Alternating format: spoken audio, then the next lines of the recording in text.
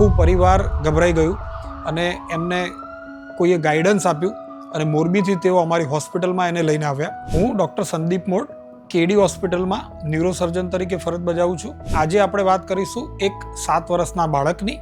એ બાળકને રમતા રમતા પડી જવાથી 15 દિવસ પછી માથામાં દુખાવો થવા લાગ્યો.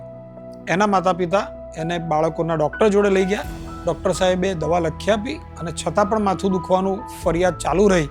એના માટે એમણે એનો MRI કરાયો અને ઘરવાળા માટે એકદમ સરપ્રાઇઝિંગ એવા સમાચાર મળ્યા કે એ બાળકને મગજમાં ટ્યુમર એટલે કે નાના મગજમાં ગાંઠ જોવા મળી. આમ ગણીએ તો બહુ વિશિષ્ટ પ્રકારના સિમ્ટમ્સ બાળકને નહોતા અને જલ્દીથી આ ગાંઠ પિકઅપ થઈ ગઈ. એના ઓપરેશન પછીની પણ જલ્દીથી એની સફળતા અને રિકવરી જોવા મળી. અમે એની માઇક્રો ન્યુરો સર્જરી કરી અને નાના મગજની ગાંઠ એની કમ્પ્લીટલી કાઢી દીધી. બાળકને અમે 4 દિવસમાં રજા આપી દીધી અને એનો રિપોર્ટ પ્રમાણમાં ઘણો જ, જેને બિનાઇન ટ્યુમર કહેવાય ટાઈપનો રિપોર્ટ આવ્યો છે. તે એના માટે બહુ જ સુખદ સમાચાર છે. આ ઉપરાંત હું આપને વાત કરીશ નાના બાળકોમાં થતી મગજની ગાંઠો વિશે.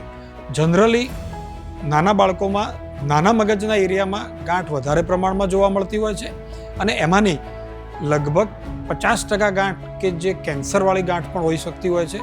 અને આવા દર્દી કે જે નાના બાળકો છે એમને બહુ ખ્યાલ નથી આવતો પણ માથું દુખવું, આંખે દેખાવામાં ઓછું થવું, ઉલટીઓ થવી, બેલેન્સમાં એટલે કે ચાલવામાં ને એમાં જો પ્રોબ્લેમ લાગતો હોય, બાળક રમતા રમતા પડી જતો હોય, એ ટાઈપની ફરિયાદ રહેતી હોય તો બાળકોના માતા પિતાએ એના ઉપર ધ્યાન આપી બાળકોના ડૉક્ટર સાહેબને બતાવવું પણ જોઈએ અને જરૂર પડે તો એના રિપોર્ટ્સ MRI અથવા CT સ્કેન દ્વારા આ રોગનું નિદાન થઈ શકતું હોય છે. આપણે હવે આ સર્જરીની વાત કરીએ તો કોઈ પણ સર્જરી જટિલ હોય છે પણ છતાં આપણે આ નાના બાળકની સર્જરી કરવાની હોય છે તો એની જટિલતા વધારે હોય છે.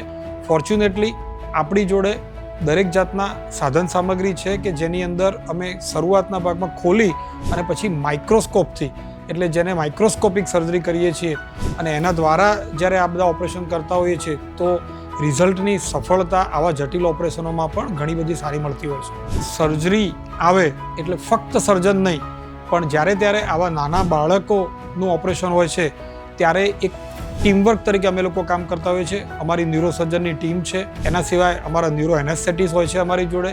ન્યુરો નર્સિંગ સ્ટાફ પણ આની અંદર ઘણું બધું હેલ્પ કરી શકતા હોય છે. અને જે બાળકોનું PICU કે એના ડૉક્ટર્સ કે જે ક્રિટિકલ કેર મીન્સ બાળકોના ક્રિટિકલ કેર સ્પેશિયાલિસ્ટ હોય એમનો પણ રોલ હોય છે કે જ્યારે ઓપરેશન પછી ICUમાં રાખતા હોય છે ત્યારે તે પણ આ જટિલ સારવારની અંદર અમને હેલ્પ કરતા હોય છે.